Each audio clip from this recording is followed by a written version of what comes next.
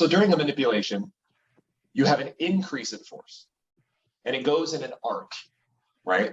You have this increase in force in an arc during manipulations. It goes from the anterior ipsilateral side of the disc to the posterior contralateral side of the disc. It's interesting from a physics standpoint. There's more stress imparted on the annular fibers than the nucleus pulposus. Okay, that makes kind of sense. Increasing flexion stresses posterior fibers more. That kind of makes sense. It might be pushing some of that nucleus pulposus back into those posterior annular fibers. Rotation imparts more stress to the fibers on the posterior contralateral side. You don't have to memorize that, but it is kind of interesting. Distension of the disc may place additional stress on the contralateral nerve root. I think we all kind of knew that as practitioners, so we do need to be careful.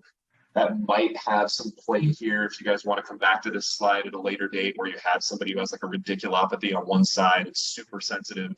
Maybe you want to come back and look at the slide to check on which way you should manipulate somebody before you do it. But I thought this last point was really important because every once in a while somebody will say something like manipulations are dangerous or mobilizations are dangerous.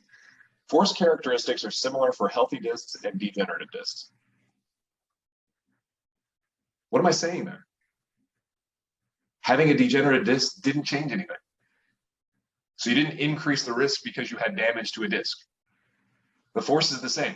Damaged disc, healthy disc, same.